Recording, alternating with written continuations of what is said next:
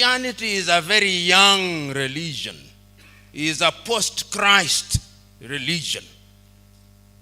And I invite those who are present here to read the book that I love, written by Desmond Mpilo Tutu, God is not a Christian.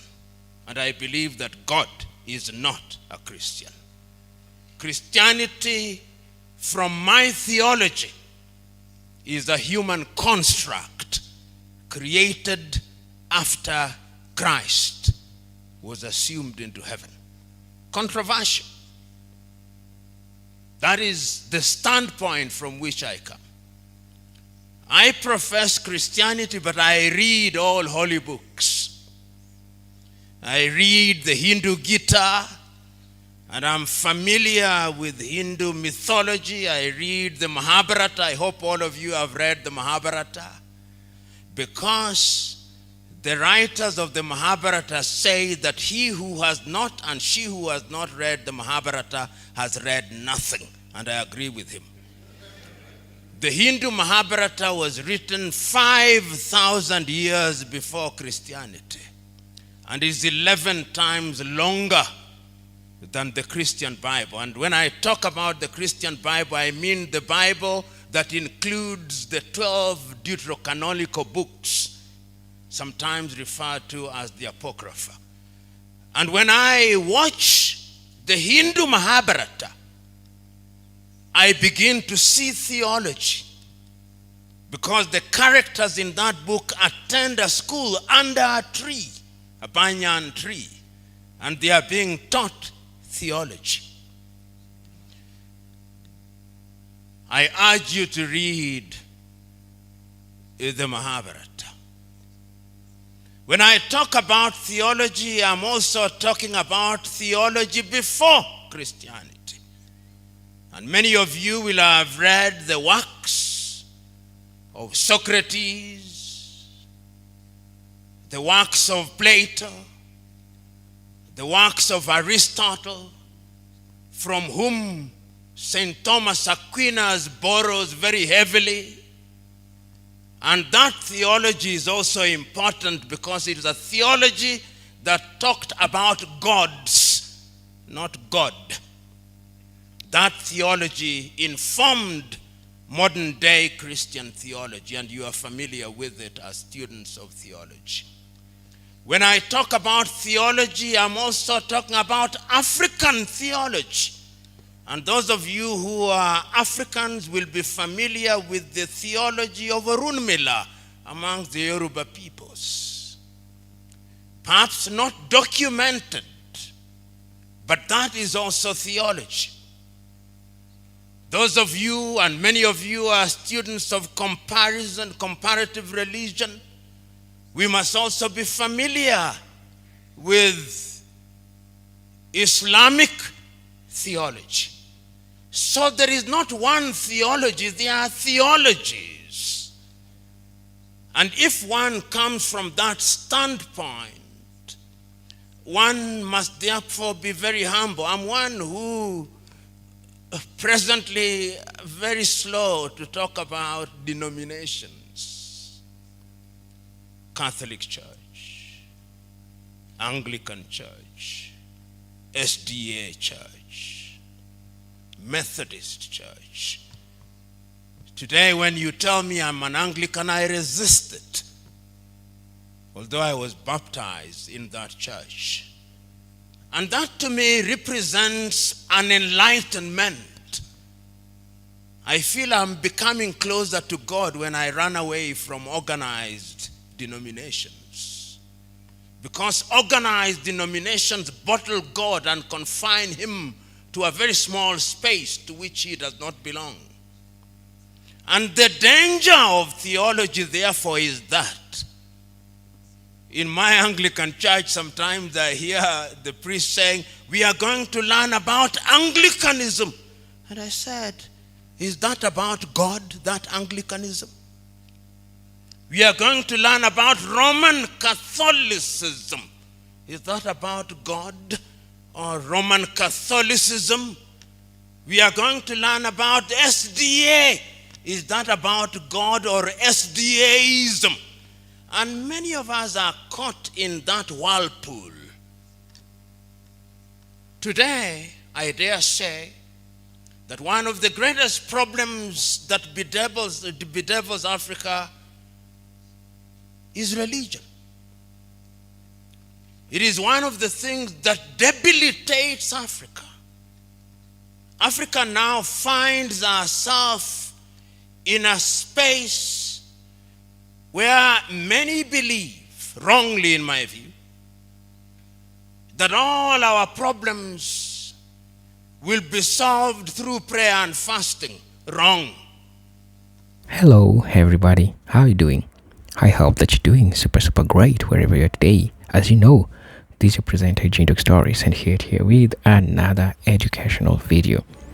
And I know for the longest time we Africans, we have been told that Christianity as a religion came to salvage black people. I mean, when I say black people, I'm saying that they came as missionaries in Africa and salvaged people and civilized people. While even leaving the biblical perspective of this, turns out that this was all a lie. Africans, black people, were already civilized. Early evidence showing in the Middle East, showing in the Egypt, that proves that black folks had already been civilized. Same truth, same lie, another lie. White people came with Christianity, religion. Africans had their own way of worshipping, they had their own way of beliefs, and they applied this. And when the missionaries came, they started telling Africans, or they started telling black people that, you're doing it the wrong way. You are praying to things that don't exist. But the same spirits, the same way that black people used to conduct themselves, the same way black people used to live, this was all distorted after Christianity was introduced. Later on, people woke up, and we have critical thinkers, people who have studied theology, and they started asking questions. Christianity, really, there are so many loopholes with Christianity.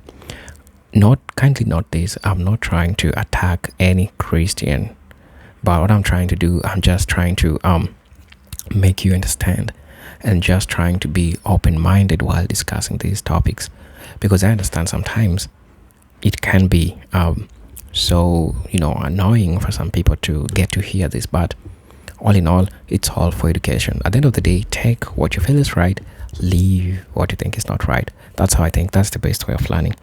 Now, the quote, "God is not a Christian," which was quoted by Desmond Tutu, this is a profound statement that challenges the idea of religious exclusivity and promotes a broader understanding of spirituality. Now, Dr. P.L. Lumumba, known for his intellectual depth and Pan-Africanist views, often references these statements to highlight the dangers of religious dogma, intolerance, and the need for more inclusive approach to faith. Right? So I want us to watch this video. It is really an eye-opening video. I hope we get to learn. If you're watching this video for the first time, I'll most definitely ask you to subscribe to our channel, join our membership, and really get to what we can offer you. But until then, let's watch the video. I'll be back. The divine instruction, as I understand it, was go ye and subdue the earth, and by the sweat of thy brow thou shalt eat. There is no shortage in Kenya, even those of you who came from outside, who have seen many crusades in billboards in Nairobi, Kenya. And when you travel across Africa, there is no shortage of individuals going by different names: prophet, prophetess. And yet those of you who are students of theology will be told that the age of prophethood ended, some say with John the Baptist, some say with Micah, but they are prophetess and prophets. There is no shortage of apostles running around Africa producing rabbits out of hats in the name of fake miracles. There is no shortage of them. That is part of the African problem. But we do not want to confront it. Particularly you theologians. You do not want to confront it. There is now a theology in Africa of making people feel good without making them good. That is wrong theology. It is unbiblical and is dangerous to Africa. Because the Bible that I read does not say it.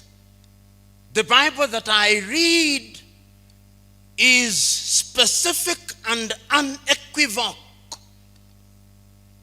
When I read the book of 1 Kings, and I read the story of the prophet Elijah and his confrontation with Ahab and Jezebel, he says, bring forth the 400 prophets of Baal and the 450 prophets who are prophets of Asherah, and let them come to Mount Carmel, that we may know if God is God, let him be worshipped, and if Baal is God, let him be worshipped. No two ways. Choose. And a choice is made. That is the Bible that I read. And I don't think it has changed, even if you have the American or the NIV or the King James.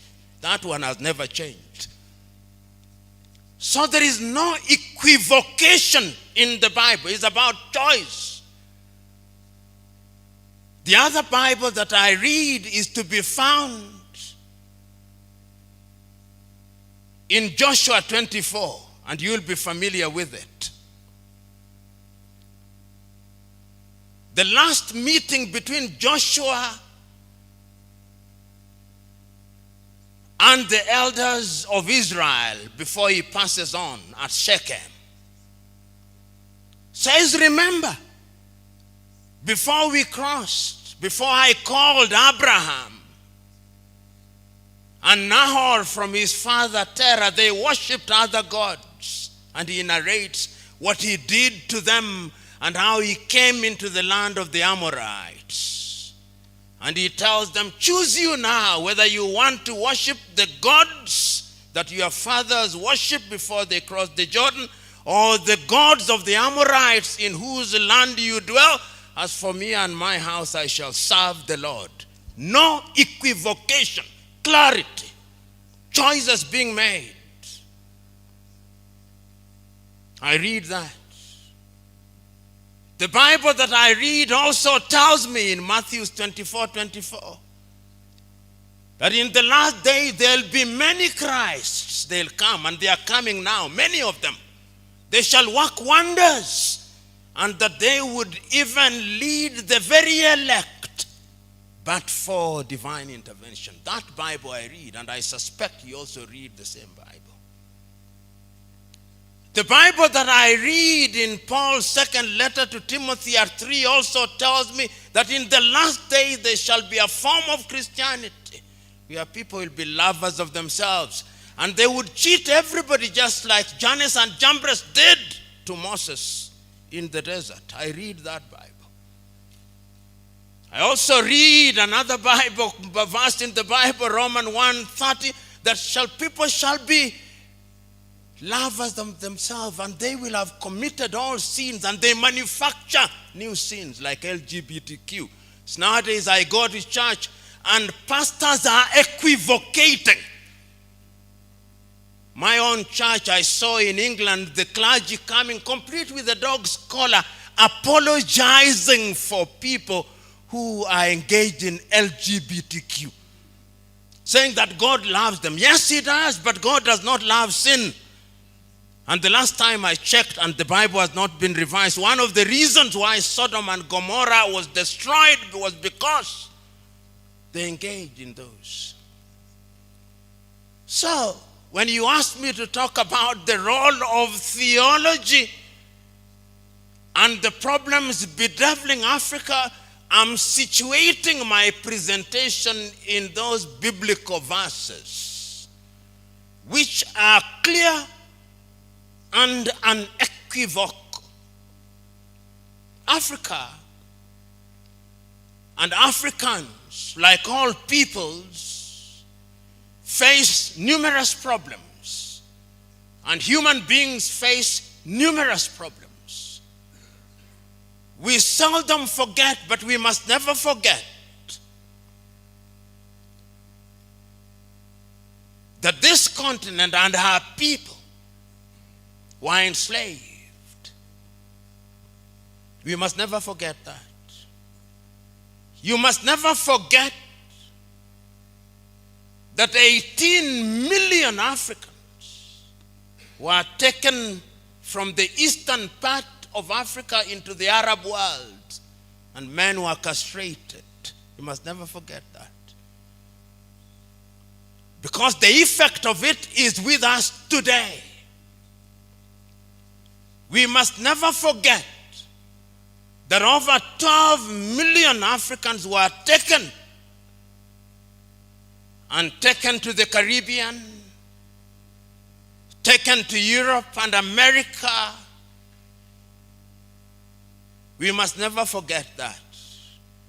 We must never forget that in Southern Africa, the apartheid regime was underwritten through verses from the Bible by the Dutch Reformed Church. You must never forget that. Upon a theology based in the Bible. Fact. We must never forget that the Roman Catholic Church was involved in slavery, and they have apologized for it. We must never forget that the Church of England was involved in slavery, and they have apologized for it using the Bible. Theology. Slaves, obey your masters like you obey Christ in the Bible. Not revised. You go and read it. There is a verse like that. So when we talk about theology and African problems, we must remember that the effects of slavery are alive and with us today. When slavery was gone, it is Christians again, William Wilberforce. And I can, through history, see him standing in the House of Commons saying that slavery should be abolished, but that Africans should not be freed even when slavery is abolished and slave trade.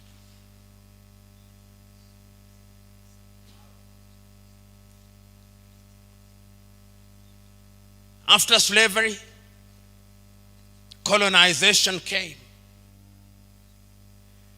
And as I speak to you, Europeans sat in Berlin in 1884 and 1885 and divided Africa into spheres of influence.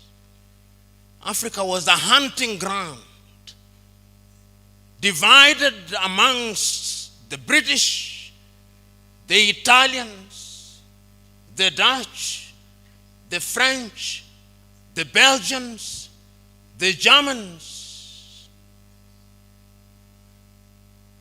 And today we are in this assembly. I'm using English language which was imposed on us.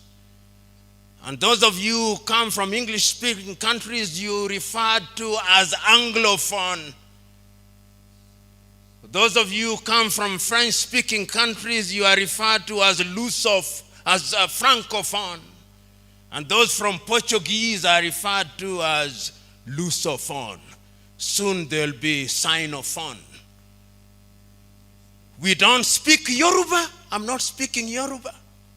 I'm not speaking Kiswahili. There is no Kiswahili interpreter here. There are only French and Portuguese and English. Part of the African problem.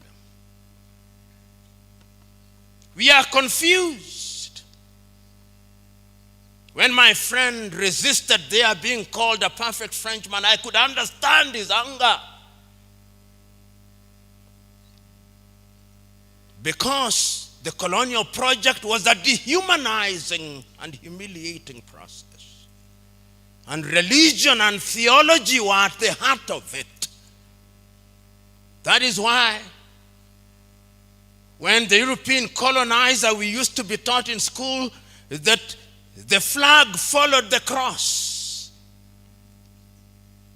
I went to Zanzibar, and a young man was taking me through the dungeons, and he showed me there was the school where they taught Africans that they may use them in their labor. There is the church that they touch their spirit that they may be spiritually confused. And there is the hostel where they treated them that they may use them as labor. I'd never heard such interpretation. That is why when theology came, we were told that in order to be a Christian, you must be John or James or Joel. You cannot be Taiwo, no. That is not a Christian name. Christian name must be John, Joseph. Who said it? Whose theology is it? Who said that in order to be a Christian, you must be John? Who said it? That is jaundiced theology. That is racist theology. Because when you want to change a person, you give him your name. Those of you who have watched Roots will know this. Alex Haley's Roots.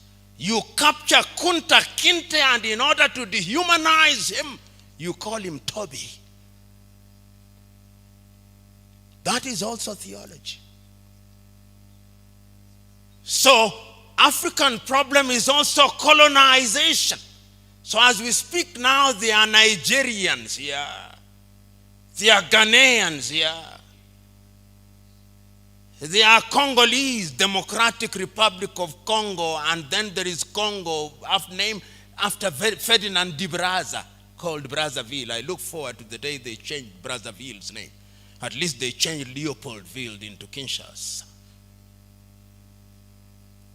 This is the reality. This is part of the problem. The Democratic Republic of Congo will never know peace because of religion, Roman Catholicism, and colonization. These are the problems bedeviling Africa.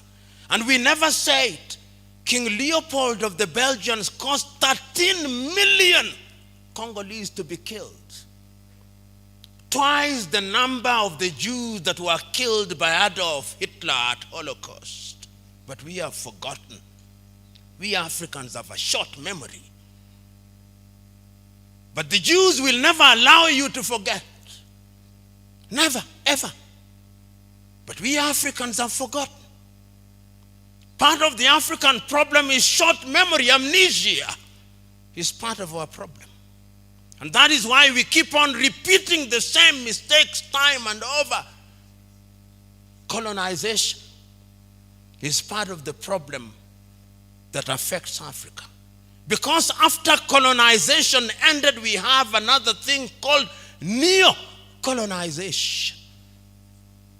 And it is alive and well. That thing called Neo-colonization is alive and well. And if you doubted whether he's alive and well, I want you to see what is happening in Guinea-Conakry. I want you to see what is happening in Niger. I want you to see what is happening in Burkina Faso. I want you to see what is happening in Chad.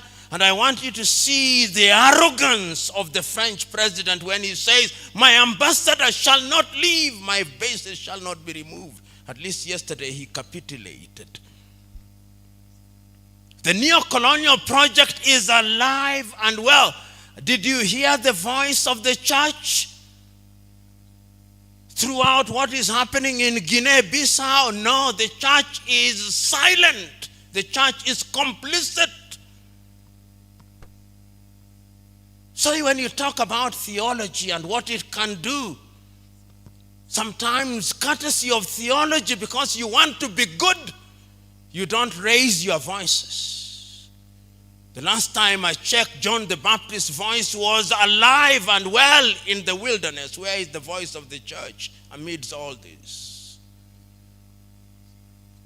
Africa's problem is also neo-colonization. From slavery to colonization to neo-colonization, which is an ongoing project.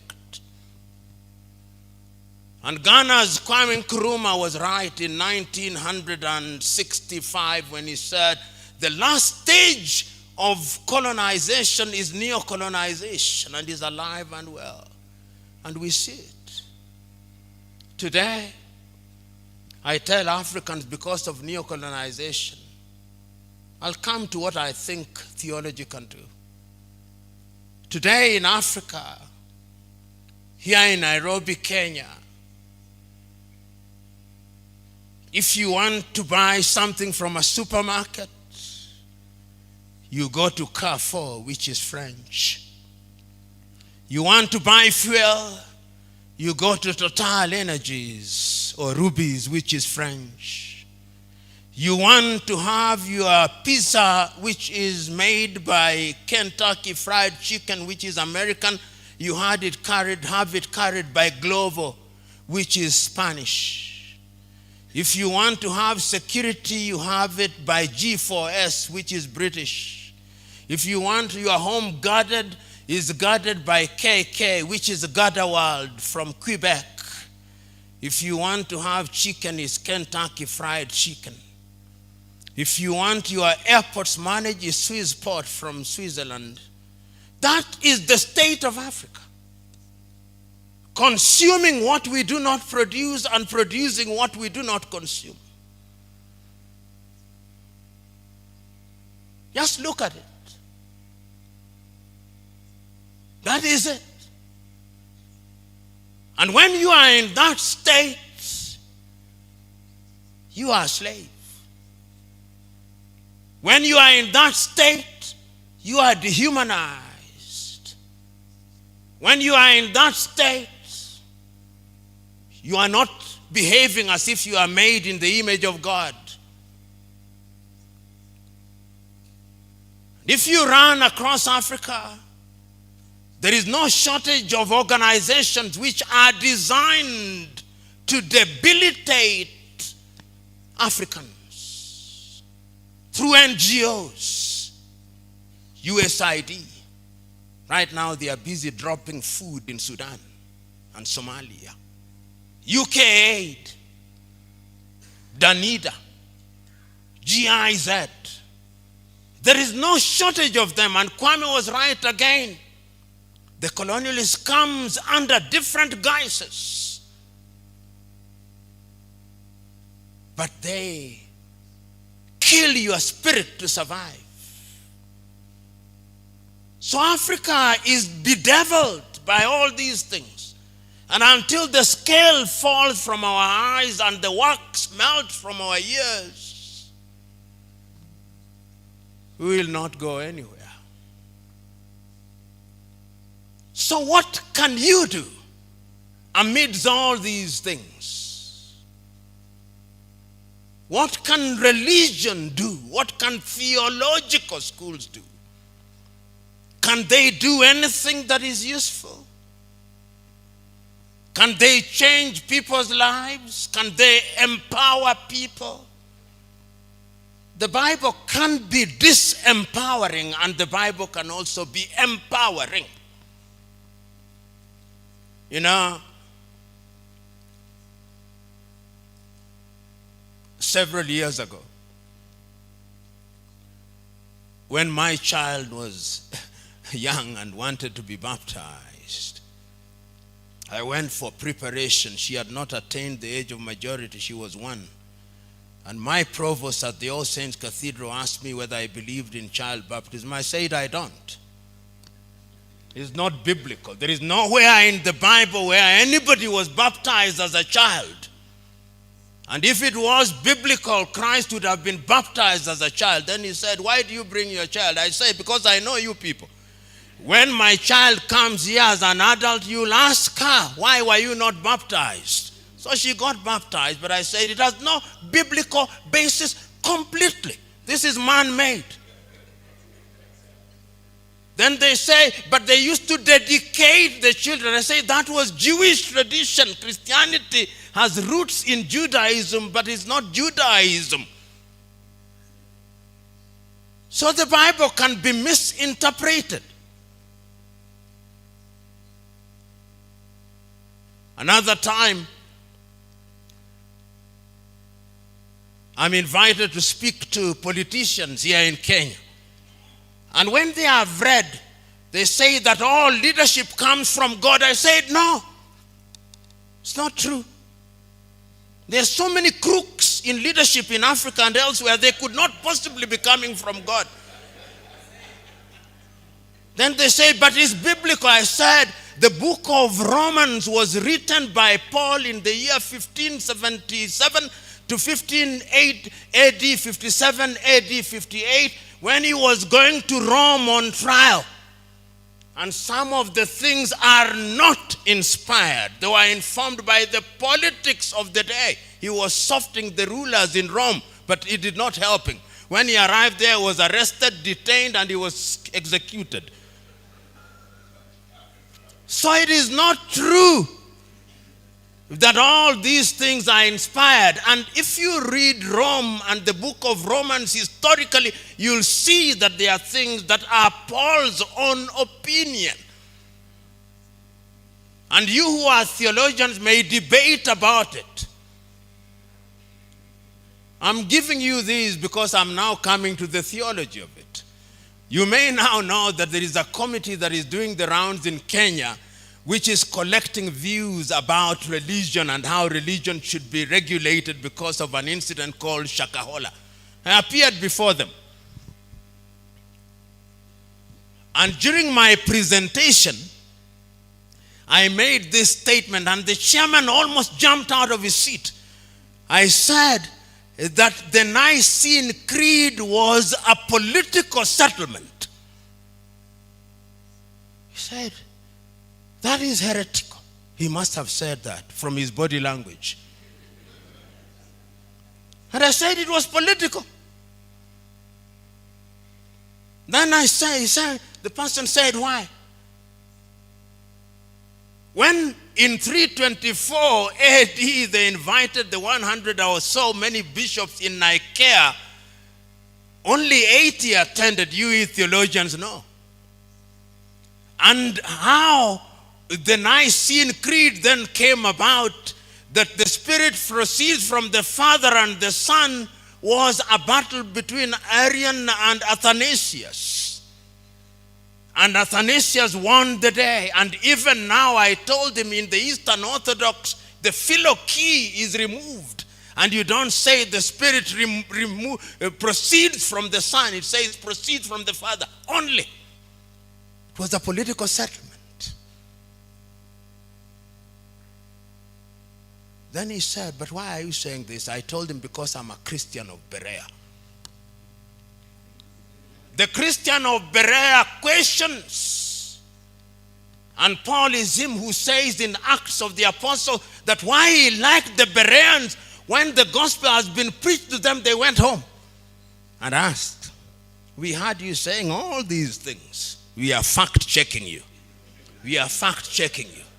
Because we now have a theology in Africa particularly and in the world where preachers of the gospel are busy writing little explanatory books about the Bible, and their congregation reads those books rather than the Bible.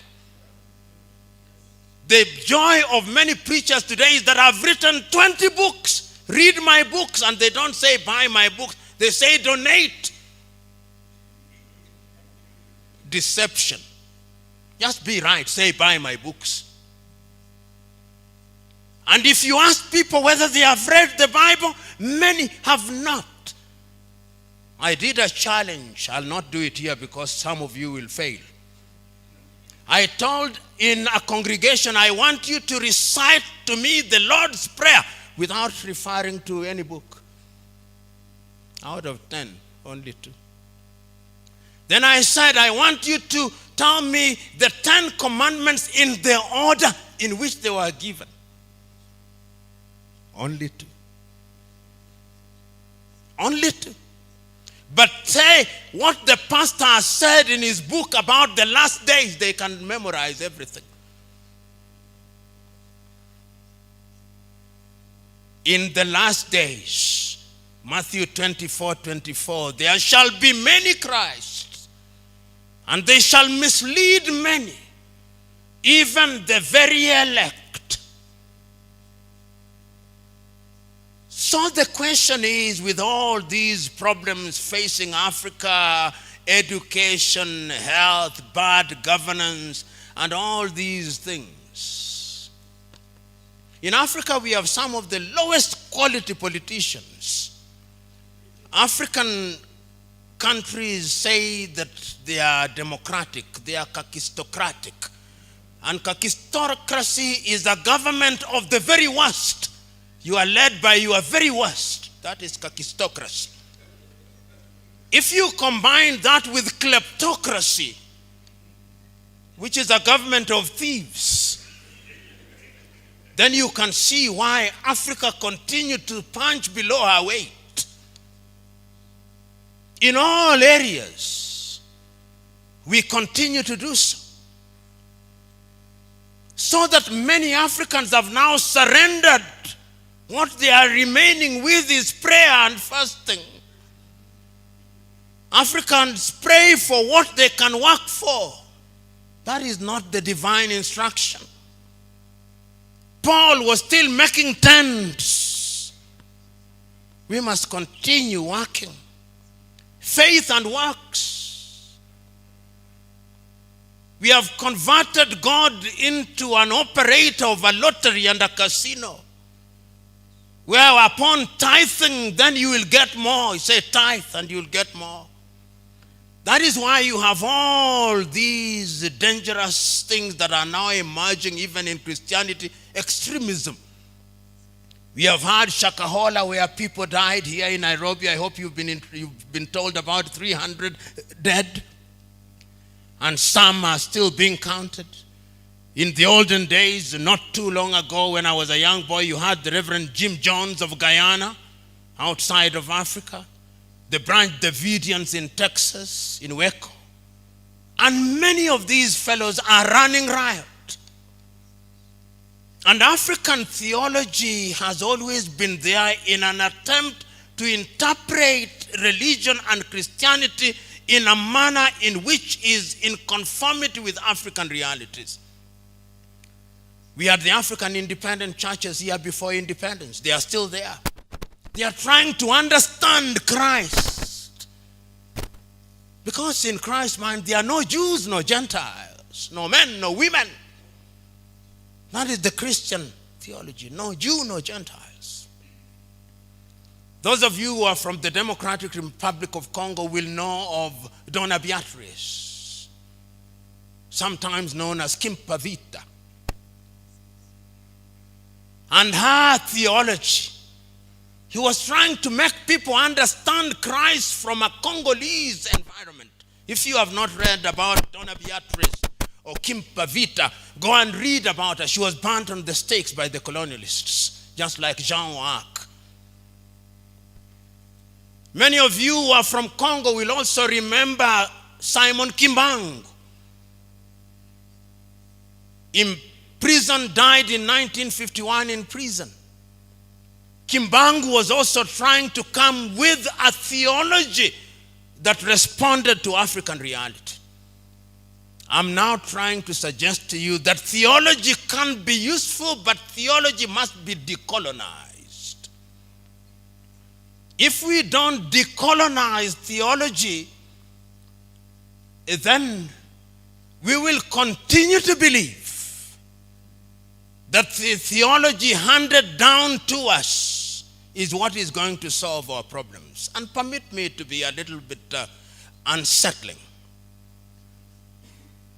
You know, when you look at the Anglican Church, I understand how it was created. King Henry VIII wanted to annul his marriage with Catherine of Aragon in order to marry Anne Boleyn and establish the Church of England. And for it, St. Thomas More was executed. That is not a very good beginning. As we speak now, the head of the Anglican Church is the King of England. That is the titular head of the Anglican Church. Established. Now, if you want that theology where the head of the Anglican Church is my head to solve my African problems, can they solve my African problems? No. When they are now saying that before they give African aid and ask Uganda, they must follow LGBTQ. I personally was the victim of a demonstration in South Africa because I had spoken firmly and unequivocally against LGBTQ. When I went to deliver a lecture at Cape Town University, there were demonstrations against me on the 29th of May. But I said, that is what I believe in. And we must not equivocate. We must not, in the name of political correctness, now say, oh, because we want IMF and World Bank to help Africa, therefore we must say, but God loves everybody.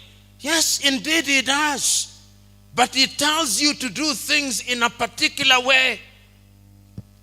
If we allow aberrations to be mainstreamed, then there is no sin.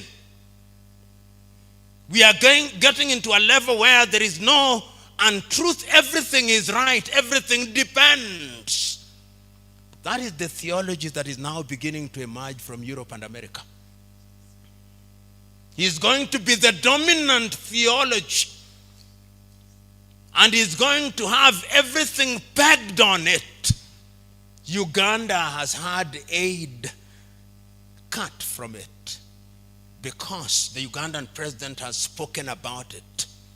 We are still talking about the problems bedeviling Africa. IMF is saying we are inclusive. It is the same people who came here in 1800s and gave us the penal code which had some sex against the order of nature. That was the offense, sex against the order of nature. Now tell me, when did nature change? Yeah, tell me when nature changed. And we must say this whether people are angry or not. Because if we want to change Africa, we must not fear to speak the truth as we know it. Because if you fall for everything, there is a Kiswahili saying, mwachamila ni mtumwa. He who abandons his culture and traditions is a slave. There is another Kiswahili saying, say, jishinde, ushinde, conquer yourself, that you may be a victor. Africans must make that choice. In order for all these problems to begin to disappear, we must re-examine our theology. We must ask ourselves what we are teaching in our theological schools. I know that many theological schools, when you still go there, they tell you, this is how theology started. It started before Socrates in Greece. The word theo means God. Then it came from Socrates. It was articulated much better by Plato in the Republics. Then it was articulated much better by Aristotle. Then it came to St. Thomas Aquinas. Then it came to Ambrose of Milan. Then it came to Augustine of Hippo. They'll tell you all that. No African. It's all Eurocentric. When you tell them there was a Runmila in Ile-Ife, they tell you that was a witch doctor, not a theologian. And you and me, whose education is Western founded, believe it, because that is your factory setting. So you must unlearn some of these things in theology. You must question. When you go to your theological, St. Paul's Theological College, United Theological College, who are the prime writers? The book that you say, this is the locus classicus that must be read by all theologians, all Eurocentric, all. How many theologians here are writing books? How many of you here have done a study on Simon Kimbangu? How many of you here have done a study on Donna Beatrice? Zero. You argue that Donna Beatrice was misled by the devil. You argue that Kimba Vita was misled by the devil. Who told you? Education. Miseducation of the Negro, Carter G. Woodson, 1933 in the United States. So, brethren, as I conclude, the time is now for theological schools to be the salt in the society, to be the light. Otherwise, you are just but an ivory tower who is separated from the congregation by the pulpit. Sometimes when you are in the pulpit, do you ever imagine how distant you are from your congregation? That the pulpit actually isolates you. Do you ever think that when you wear the garbs, they separate you? And that is Pharisaic? Do you ever imagine, and I'm saying this noting that some of you are wearing the dog's collar, that the dog's collar, if you are not careful, separates you from the congregation? If you are not conscious of these things, then there is a problem. Because the theology that comes must be based in the Bible. Who amongst you is the greatest? He who is last shall be first. Is theology about the bread? You'll ask me many questions, and I'll answer them to the best of my ability. But I want to conclude with this particular one. Why do you think that Christ fed the 5,000? Christ must have realized that when your body is not nourished, the soul cannot receive information. That is my interpretation. So the body must be fed so that the soul is ready to receive.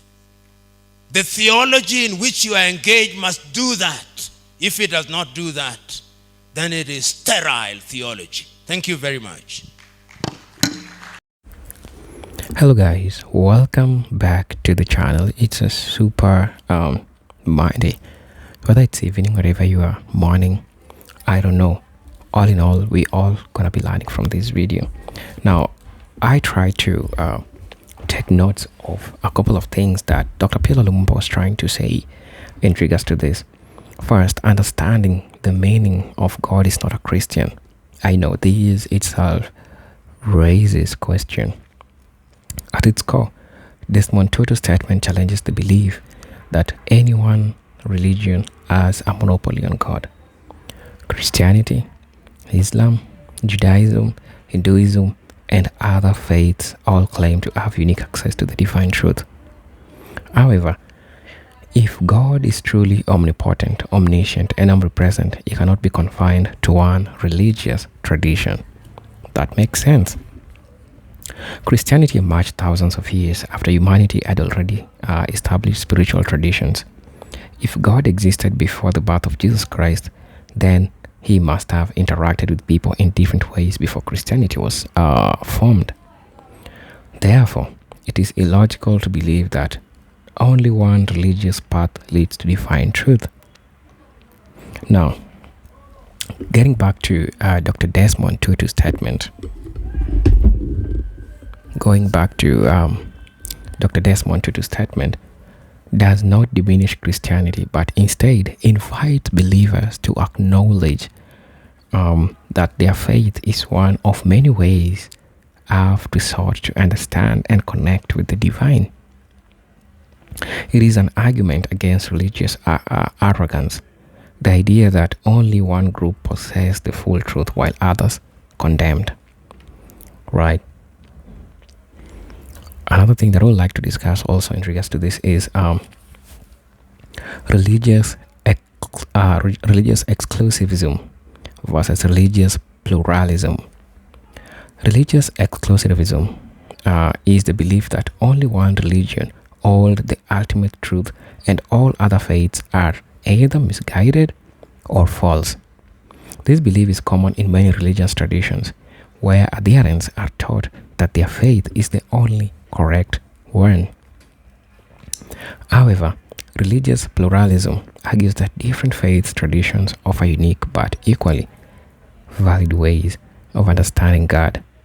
This perspective recognizes that while religious teachings may differ, they often share common values, such as love, compassion, justice, and humility.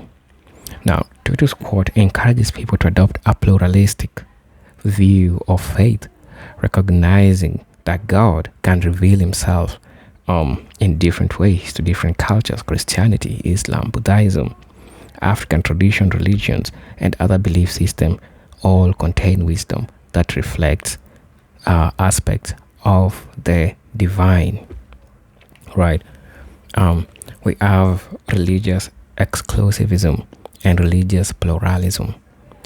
Some churches believe that the God, or some religions, not churches, but some religions believe that their God is the only true God, and others are not being considered. Whereas when we talk about religious pluralism, we try to say that God is God for everyone. However, different religions have different ways that they see him, they understand him, they perceive him to say, right? So it all differs, and it comes to the point of you, like as an individual, how do you see, how does you go, how does you serve your God, how do you believe, how do you see him, right?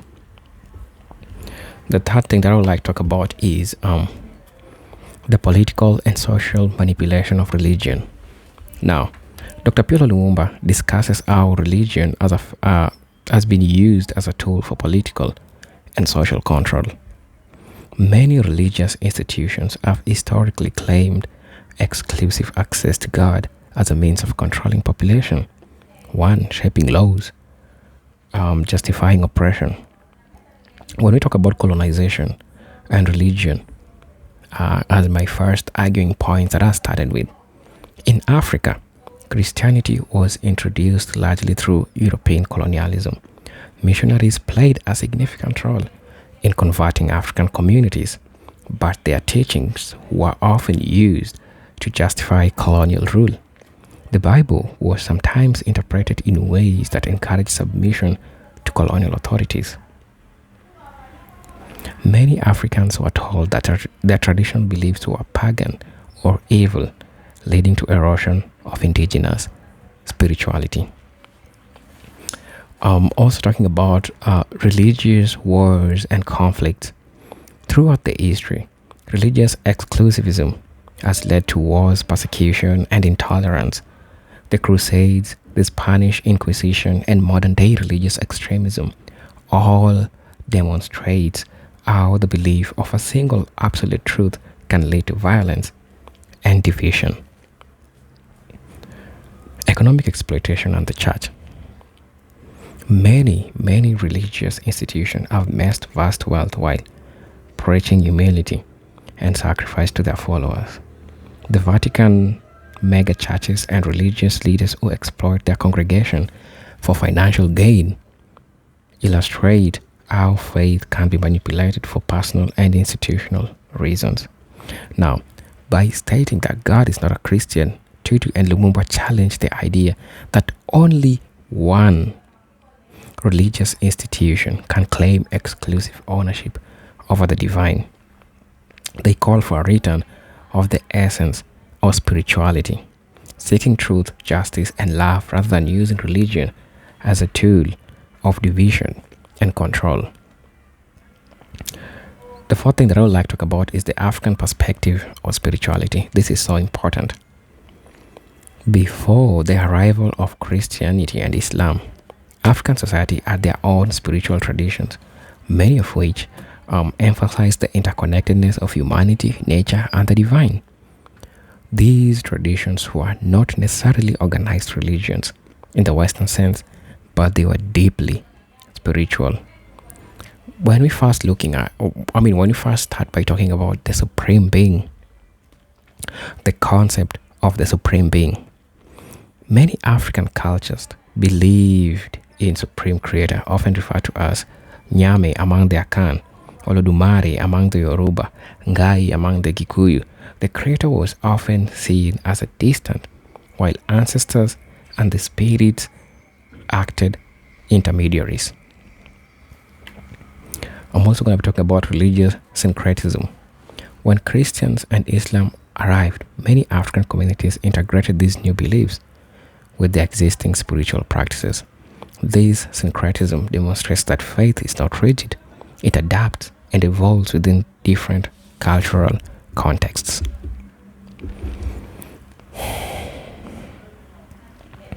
I'm also going to be talking about the rejection of imported religious dogma. Lumumba often emphasized the need for Africans to reclaim their spiritual identity. He argues that Africa must move beyond religious dogma imposed by colonial powers and embrace a more holistic understanding of God, acknowledges both indigenous and the global spiritual wisdom. Right. Now, the fifth thing that I'm going to be talking about is the need for faith, dialogue, and unity. If God is not confined to one religion, then it follows that humanity should work towards interfaith dialogue rather than religious conflicts. Some key aspects of interfaith understanding: 1. Recognizing shared values. Despite differences in doctrine, most religions emphasize love, compassion, justice, and humility. Focusing on these commonalities can foster a great understanding among different faith communities. Also, rejecting religious supremacy. No single religious group has a monopoly on truth. Accepting that different cultures have different ways of understanding the divine can help reduce religious arrogance and intolerance. I'm also going to be talking about building a more inclusive society. In many parts of the world, religious divisions fuel political and social conflicts. Interfaith cooperation can help address common challenges such as poverty, inequality, and environmental degradation. Respecting indigenous and traditional beliefs. Many indigenous spiritual traditions have been marginalized by dominant religious institutions. A true inclusive approach to faith will recognize and respect these traditions rather than dismissing as primitive or pagan. Right? So, I hope this video was so educational. You find it so educational. Most definitely tell me what you think about this in the comment section. As you should know, these represent hygienic stories, and I'm hoping to see you on my next video. But until then, peace, love, and harmony. Salute.